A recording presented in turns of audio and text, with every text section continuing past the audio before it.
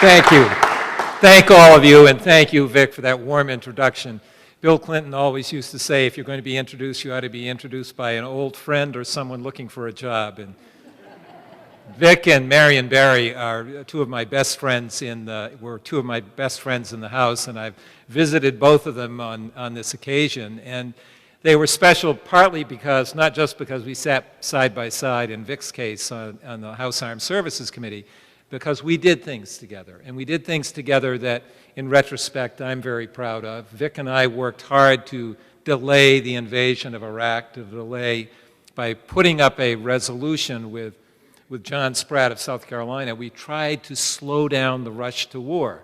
Now, we didn't succeed, but we sure tried hard. And Marion Barry and I were co-chairs of a House caucus on prescription drugs for seniors, and we worked very hard on those issues. And I just have to say, being able to come here to the Clinton School and to see both of them is really an honor and a privilege. I'm delighted to be with you all. I did get to know President Clinton before he was President Clinton. I don't have stories, except that within 3 weeks of his arrival, I went over in the fall of '67, he came over in the fall of 1968, and with 3 weeks of his arrival, my wife and I were down in front of the U.S. Embassy, walking back and forth in what must have been one of the most measured, sedate demonstrations to occur in London in 1968. And Bill Clinton, although he only arrived 3 weeks before, was one of the main speakers holding forth on why the invasion, why what was going on in Vietnam was a mistake. So he's been a friend for a very long time. I helped organize and run the Clinton campaign in the state of Maine, and I thank Arkansas for sending him to become your governor, and then, of course, to be president, because I think in retrospect those were difficult years, but they were much better in a lot of ways than what we are going through right now. So what I thought I would do is talk a little bit about this book. And, you know, when I first wrote it, it took over 3.5 years. I mean, John Stewart, I was once at an event with John Stewart, and he said, the best way to write a book is to have staff. Well, that's great if you have staff, but if you don't, you peck away on weekends and at nights trying to pull this thing together. And so it took a while to do, but I was always worried that it would be outdated by the time it was published. Well, actually not, as it turns out. I too sort of cherish, I guess, in a weird way, the chance to be speaking on the eve of the government shutdown, which I think is almost certain to come at midnight tonight. And so this book is an explanation of how we got here, not just how we got to January when it was published, but how we got here today, to try to explain what I think has been going on, particularly with the Republican Party, but also with the Democratic Party, and how we've reached this place. One of my reviewers said that I have a different take on political polarization, and that's right. So I'm going to start by telling you what I don't think are the biggest reasons for political polarization and congressional gridlock. I grant they have an effect. Number one, members don't live in Congress and socialize on weekends.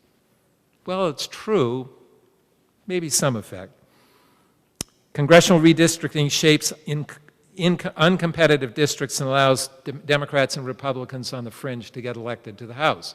True, but we have a governor in Maine right now who is elected statewide, who is a Tea Party governor, and gubernatorial and Senate races sure look a lot like congressional races, although I grant you the House is worse than it would be if we did a better job having judicial oversight of redistricting, which some states, including mine, does. 3, party primaries are not open to enough people in the middle, and therefore they tend to elect more extreme Republicans or Democrats. True, but again, from my point of view, not the biggest of reasons. There's a 24/7 news hour by the cable companies featuring people way on the left and way on the right because that's what drives ratings. Yeah, I think so, sort of. Republicans and Democrats are both captive to big money. That's true. But the question about money is, why do people believe what they are being sold? Why do they believe what they are being sold? And also, and this is true, House and Senate rules have been manipulated mostly by the majority in the House and mostly by the minority in the Senate, although by the majority in the Senate too, to block the other side from accomplishing anything. Now neither side trusts the other. That's true. And here's the final one before I get to what I want to say. The American people consistently elect a bunch of selfish jerks who go to Washington and immediately forget what people wanted them to do while they were there. Well, some evidence for that, but I'm not going to say that much. So what I've done here is tried to take what I heard people saying on both sides of the aisle, particularly our adversaries as Democrats, and try to understand what's going on, why they are thinking that way. One of the things we would say to ourselves, do these guys believe what they say? Tax cuts pay for themselves? We'll be welcomed as liberators? Climate science isn't proven? The reaction, I think, of most Democrats when I was there, they can't believe that. They are wrong, they're lying. Of course, Republicans looking at Democrats would say, they're pandering. They're pandering. When they talk about tax cuts for the rich, they're just pandering to people. They don't really believe that. And it was that kind of disbelief of what the other side was saying that I think drives a lot of the polarization.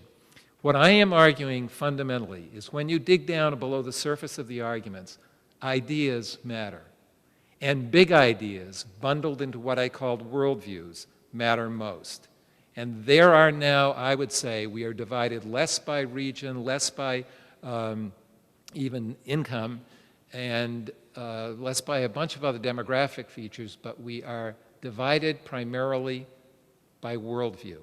One worldview emphasizes America's quintessential virtue, self-reliance, individualism. Pull yourself up by your own bootstraps. Stand on your own 2 feet. Don't depend on someone else. And there's another worldview that is competing. Both of these are wound deeply into American culture. The other worldview is we're better together. Everyone needs help along the way. And if we work together in pursuit of a common purpose, we'll all be better off. Now that second word, the first one, I mean, I don't even have to talk about that in many ways.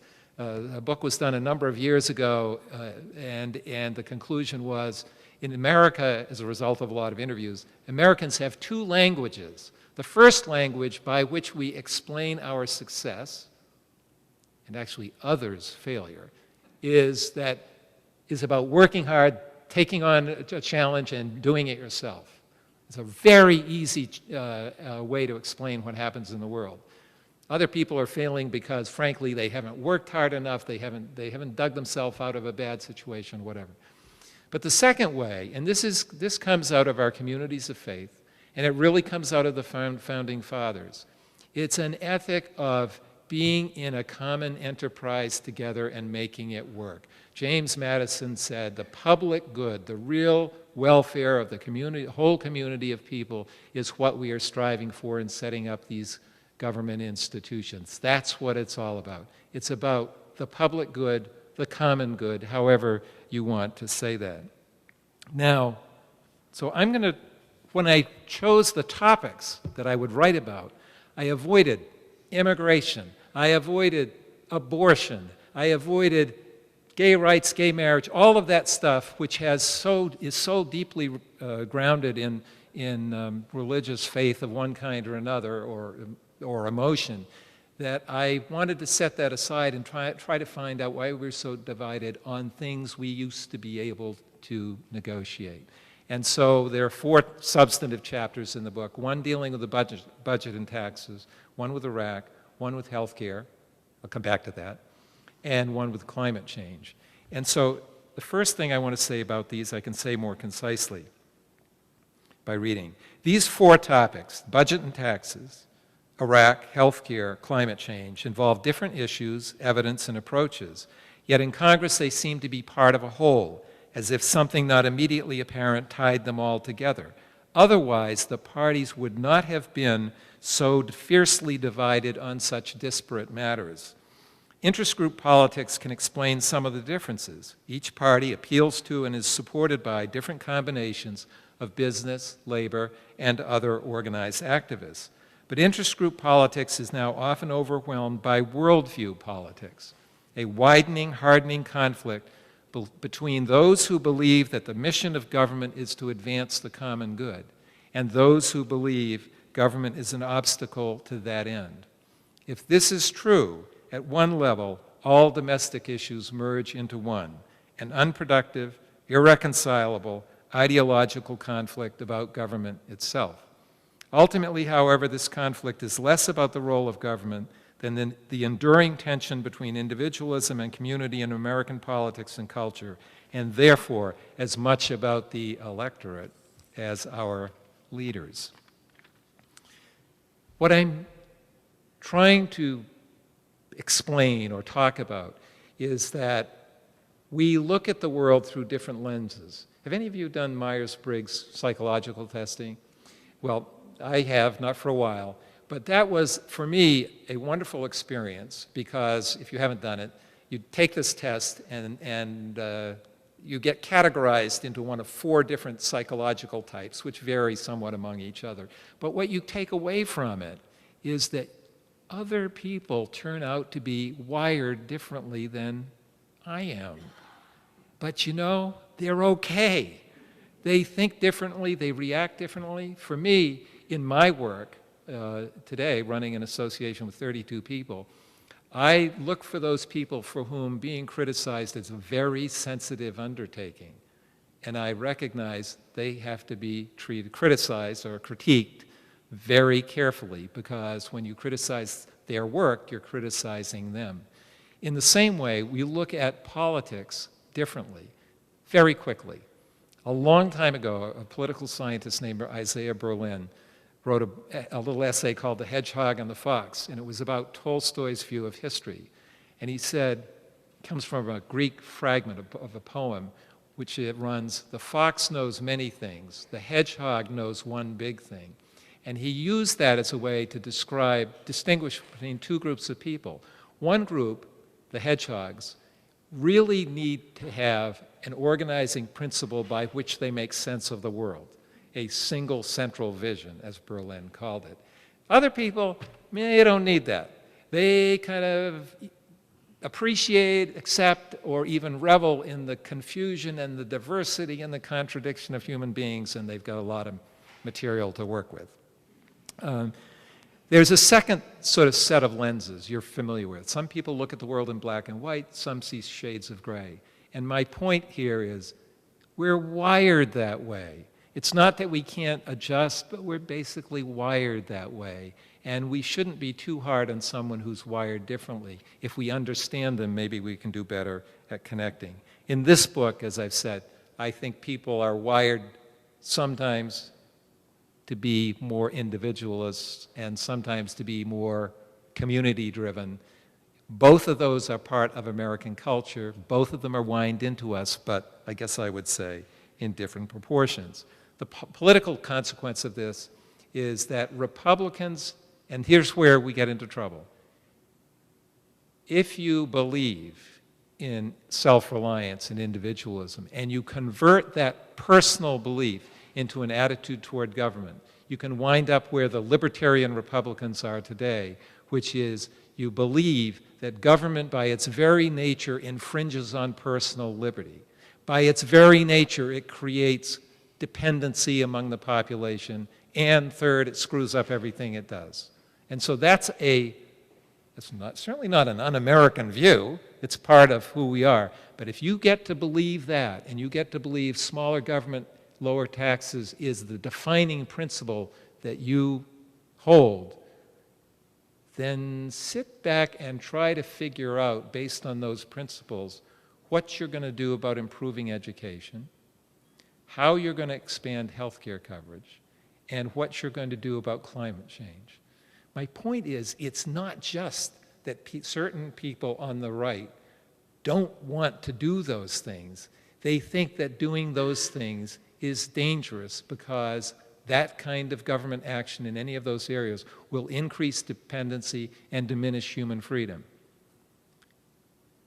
And yet, it's a powerful political message. It's the best political message. Smaller government, lower taxes. Who can't be for that? Well, a lot of people can't be for that because of its implications. But the polarization, the inability to talk across the aisle has a lot to do with those two competing worldviews. Because Democrats still believe that government is a way to create opportunity, think student loans, the way to create opportunity for people who don't have it, and also to handle these common problems we can't otherwise do. I'll skim through a bunch of things here. I don't want to talk too long, but I do go on. I was a member of Congress after all. The title, Dangerous Convictions, it comes from a quotation from Friedrich Nietzsche, who said, "Convictions are more dangerous enemies of truth than lies." Convictions are more dangerous enemies of truth than lies. Now, what do we want from our elected representatives? We want convictions.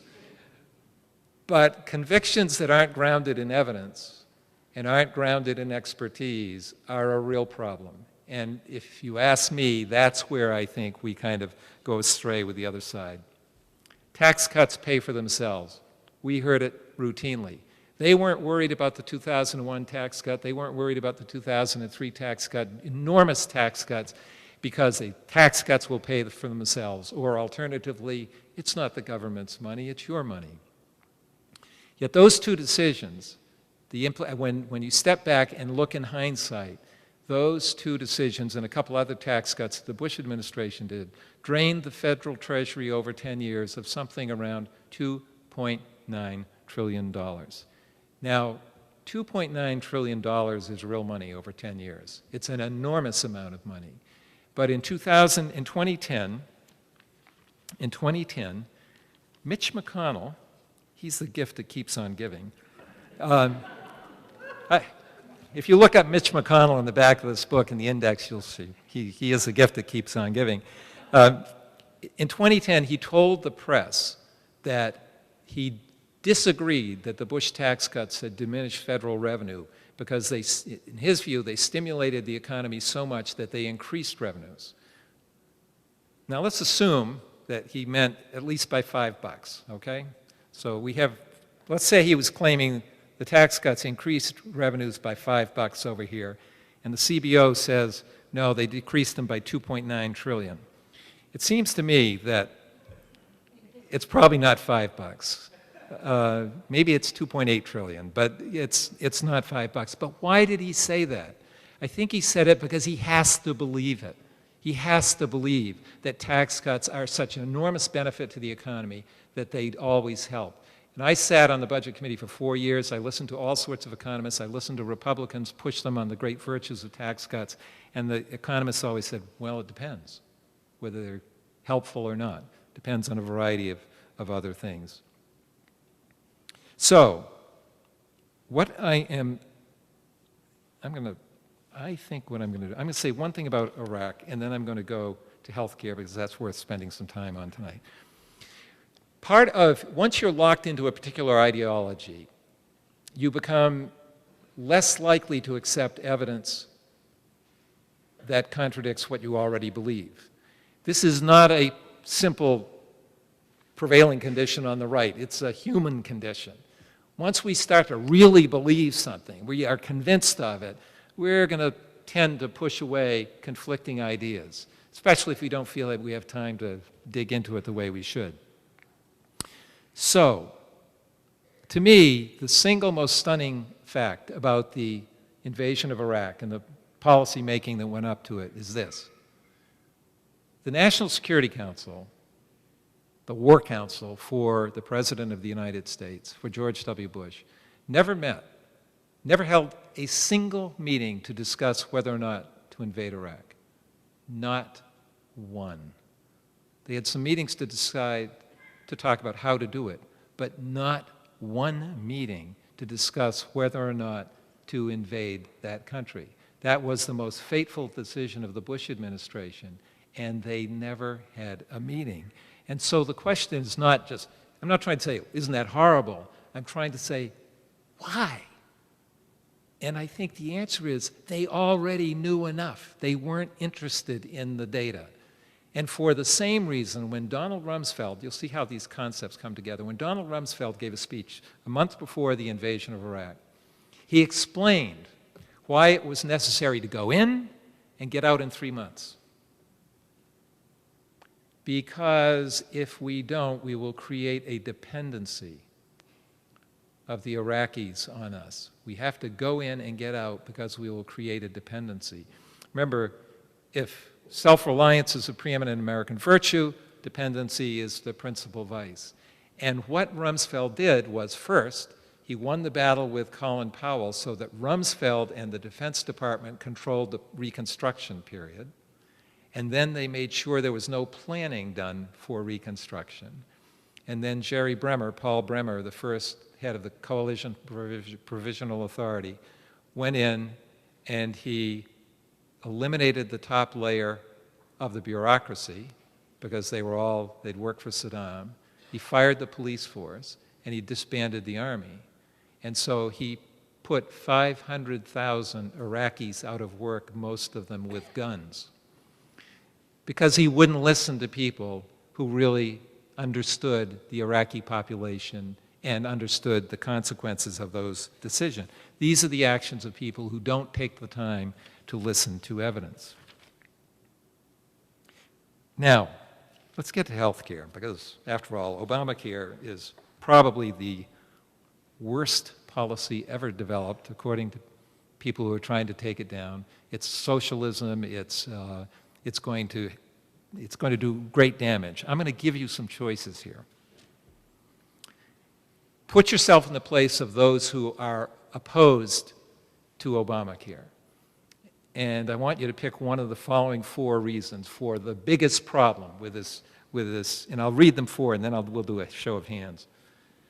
Obamacare, biggest problem, gives too much power to the government, gives too much power to the insurance industry, will hurt small business and reduce economic growth, will cover 25 to 30 million Americans. Got those 4 choices. So I'll go through them more slowly. Time to vote. Gives too much power to the government. How many? Okay. Gives too much power to the insurance industry. Will hurt small business and reduce economic growth. Okay. Will cover 25 to 30 million Americans. I thought I might get none for that last, but maybe I've warmed you up enough. I think that I think that those, except for will give too much power to the insurance industry. Some people who want a single-payer system might object to that, but other than that, I think there's truth in all of those. But the fact that it will cover 25 to 30 million Americans who don't have health insurance today is never mentioned as the primary reason for opposing it. But in fact, it is the classic case of creating dependency among the population. And so, if I can interrupt just a moment and turn to another selection from Mitch McConnell. He was being interviewed by Chris Wallace of Fox News. And this is just from there's a quotation here, but this is just from the book. In the 2 years after its enactment, Republicans had frequently claimed that they would repeal and replace Obamacare.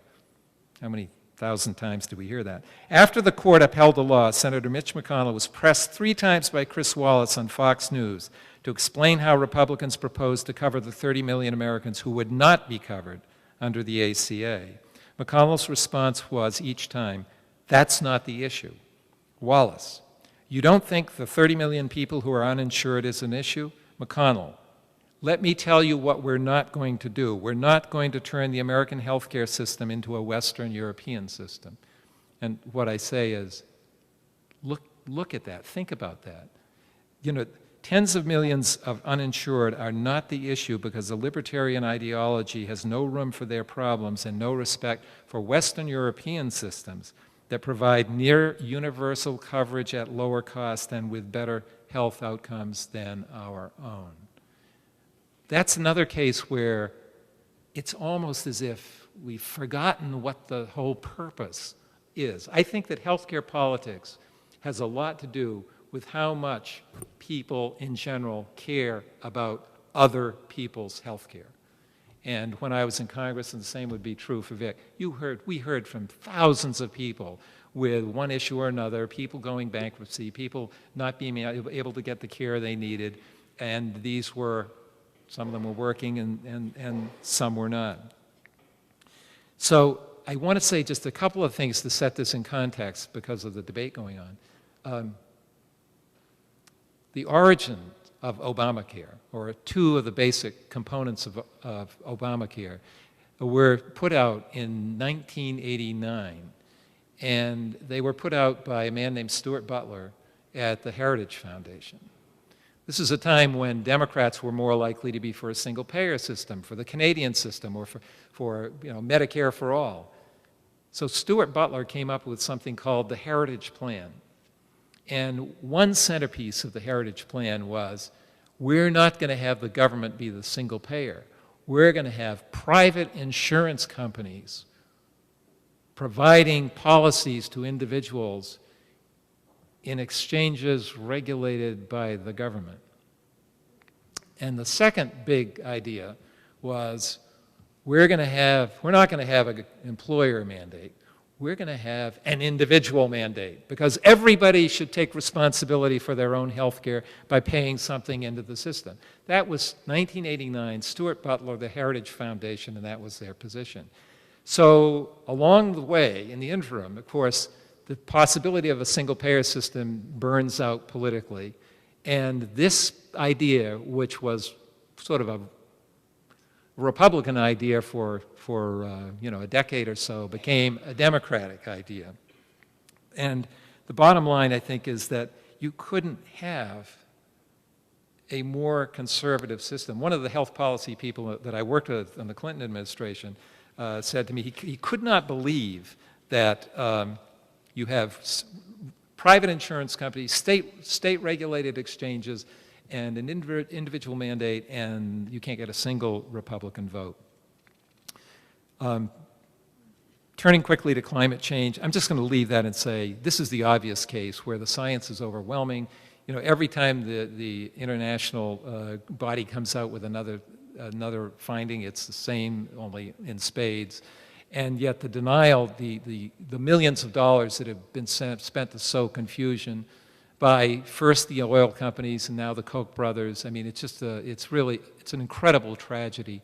But again, the denial of climate change is a necessary step for a lot of conservatives because if they don't, in the words of the president of the Cato Institute, if they don't deny it, they'll have to do something about it. And the head of Cato said, climate change will give the government more power over the economy. Yeah, but it may save a few $1 trillion over time. So I'll wrap up with this. In chapter 6, which I consider sort of the heart of the book, I talk a little bit about the different lenses through which people see politics and the way we interpret what's going on. And when I was in Congress, most of this was not available then, but when I was in Congress, it was George Lakoff writing about different parenting styles. But since then, there's been a book by Mark Hetherington and Jonathan Weiler about people on a scale of authoritarian and less authoritarian. And by the way, that's not meant to be a normative scale, but just different tendencies. People along that scale seem to be separating into attraction to the different political parties. And then there's a wonderful book by Jonathan Haidt, H-A-I-D-T, called The Righteous Mind, Why Good People Are Divided by Religion and Politics. Love the title. And he's explaining the differences, some of the differences between libertarians and conservatives and liberals in America, but that's at the end of the book. Before that, there's a real study of how our psychology evolved as a way of defending the groups that we belong to. So, and I think that there's a lot of, for those of you who are students, that's an area I think that is worth a lot of exploration going forward. There's an article by Tom Edsel in the New York Times a week ago talking about the different psychologists and sociologists and political scientists who are now focusing on this stuff, basically how we are all wired to think about politics and how that contributes to where we're going. So where are we going? I think that you could define the 20th century as a century defined by tremendous conflict among ideologies. Communism, fascism, democracy, I mean, tremendous conflict among ideologies, and millions of people died as a result of that conflict. I have hope for the 21st century. I think it's going to be the century of collaboration not just because that's what we're teaching our kids, that's what our businesses are trying to do, that's what the US military tries to do, that's what our religious communities are all about, and it's not just that. I think that this collaboration, I think the 21st century will be defined by global collaboration, particularly on economics and on the environment. When Greece catches a cold, it matters to every finance minister and every prime minister in Europe. And if it's going to affect Europe, it's going to affect the US. I mean, these small states, which used to be, could be safely ignored, cannot be ignored any longer because our economies are so interconnected. This collaboration, I think, is going to be driven by more integrated economies, vastly improved communications, and by the spread of compelling ideas and better education. And you can see that now. The one place where it's really going badly is the revival of the religious wars in the Middle East among Muslims. But I think that this broader collaboration is going to make a great difference in the world. I will say this, though. For those people who are committed individualists, and this is an uncomfortable place to be. And that's why I say when you think about the ideas that drive people who gravitate toward one party or another, the hardest work has to be done by Republicans. I am a lifelong Democrat. I have written a book which is very critical of Republican ideas. It is ultimately a pitch for a more pragmatic Republican Party, because no one party can govern this country alone. It cannot be done. As you see with the damage that can be done by, in the next few days to the U.S. economy, and then beyond that, if there is actually another crisis around the debt ceiling. So that, I think the Republican Party has to be a more pragmatic, more moderate party in order for democratic institutions that we have to function. Now, maybe that trend will be assisted by what Lindsey Graham has so vividly described as a demographic death spiral for the Republican Party, at least in presidential elections. And it is clearly having an impact. For example, in the New York Times not long ago, Bush's economic advisor, the economist, I'm blanking, he wrote an article saying, a carbon tax is worth looking at. It's what? Not Glenn Hubbard, Weil, I'll come back with it. But you can see some signs of movement there. And I think the toughest job for Republicans is to revise their conservative principles so they do not require the rejection of mainstream economics and mainstream science. And if they got there, then I think we'd be able to walk back from where we are right now. All Americans, I believe, all of us, have to nurture a respect for evidence. We have to be more tolerant of ambiguity. We have to care deeply about the lives of people other than ourselves. And we have to find again a conception of the common good that is to be achieved through our governments. And I don't believe that anyone has done that better in practice than President Bill Clinton during his administration. I know that Barack Obama is speaking that language and trying to make progress, but as difficult as the Clinton years were, these seem to be a new lower level of difficulty. So I will close I have to say, in a nonfiction book, you can read the last sentence, and it doesn't give anything away. Because I've had some people read this and say, oh, God, I'm so depressed. And I said, you missed the point. Because I do believe, and this is partly grows out of the reflection group, I talk about how hope, faith, love, forgiveness, we need them all to keep moving when completion of our purposes eludes us. For all my alarm at the frozen state of our political discourse, I still believe that by some not yet visible process, we Americans will eventually find our way to more pragmatic public leadership inspired by a clearer commitment to the common good.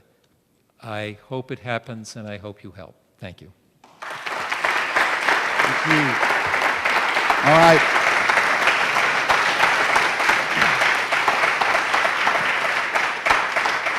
We have time for a couple of questions. If people would like to raise their hands to take any questions, yes, ma'am, we'll get it right here.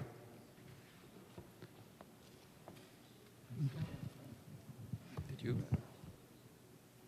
Right here. Yeah. Wait. Bring the microphone to you.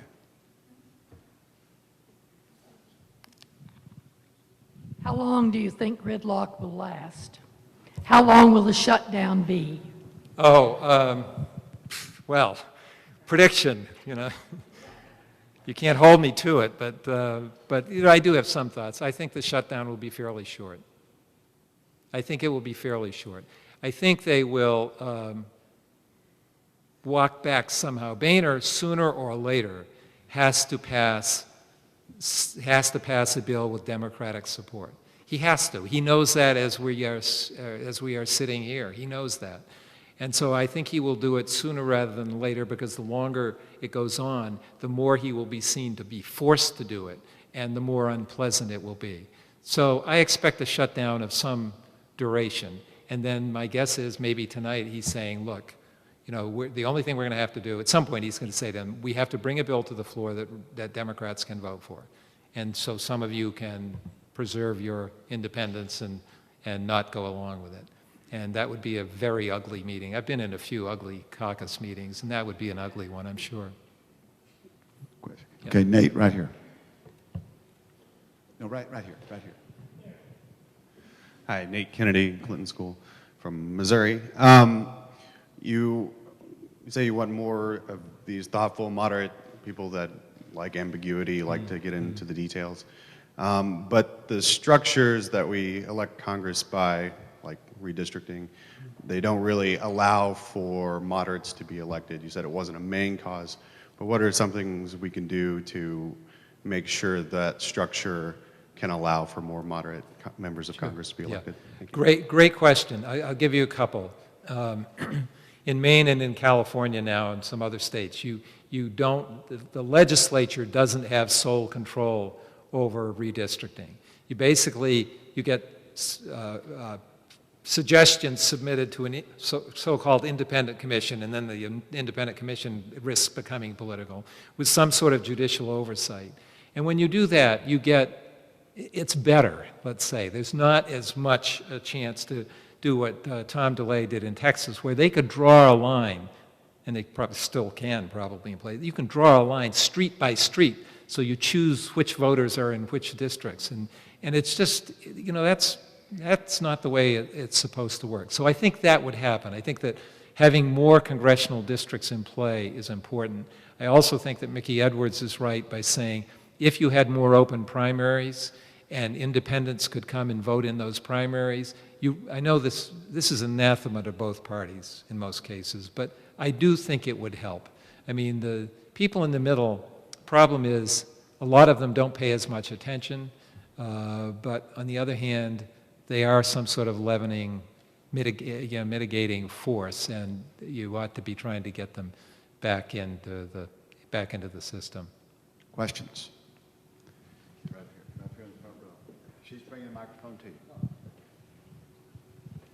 We're here from Maine to study the, the Mayflower oil spill, and I wonder how you would envision reconciling the need for energy self-sufficiency with the global warming effects and the catastrophic environmental effect. Yeah.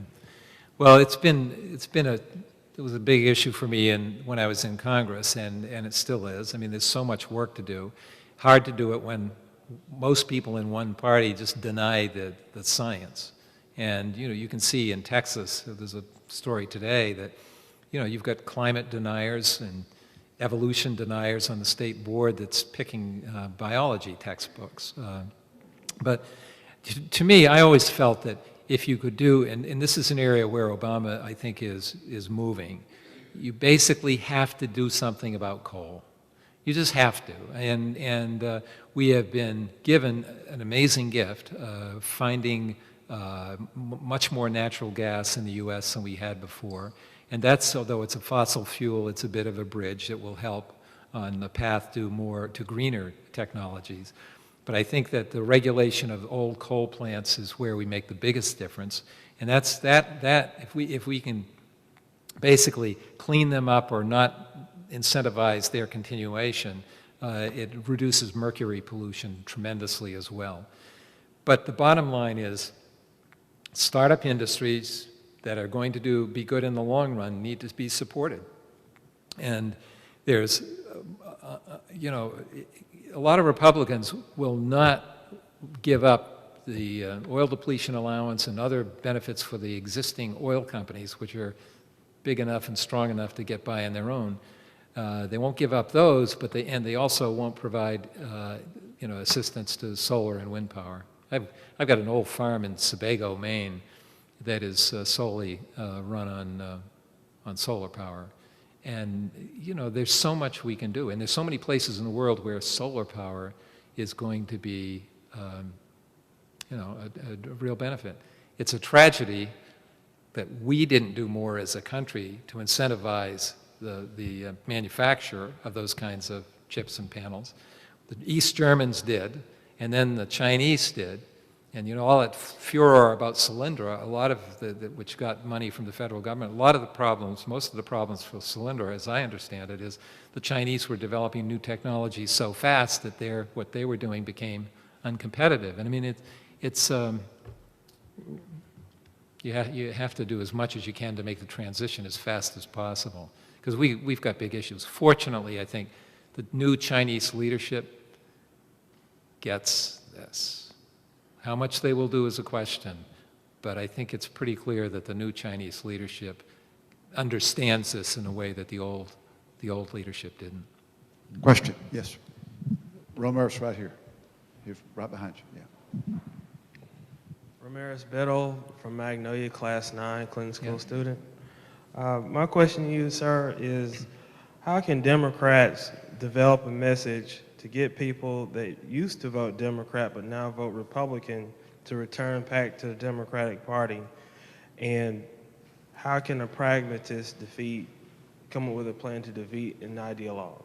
I'm sorry, how can a pragmatist compete with an ideologue? How can a pragmatist defeat an ideologue? Well, it depends on your constituency. It's hard. There are lots of things in life that can't be done. I mean, I ran for governor and lost. I ran for Congress 6 times and won. Then I ran against Susan Collins in Maine for the Senate and lost. And there are just some things you can't do. But that doesn't mean you can't try, and it doesn't mean you can't try to figure it out in particular circumstances. I think that a lot of it comes down for Democrats. For Democrats, it comes down to practice what you preach.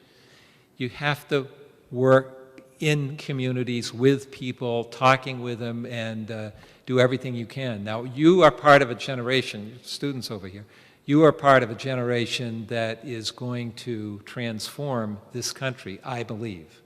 Because if you look at the split in vote for Romney and for Obama as a measure, this is the most liberal generation there is, and people in ours, Vic's and mine, well, we're not.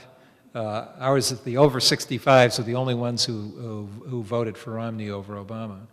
And a lot of this has to do with just how well people adapt to change. And I think in trying to build any sort of movement, any sort of community, you have to have respect for the fact that not everyone's going to come along at the same way or at all, and you work with the people you can work with, you do what you can. Teddy Roosevelt said once that the way to approach life is do what you can with what you have, where you are. And with that, let me say that I know there are a lot of questions, but I want you to, because we've got to have some time for him to sign the book. But just remember, on the night before the government shut down, you have the opportunity to purchase Dangerous Convictions. Let's give a round of applause to Congressman Allen. Thank you. Thank you.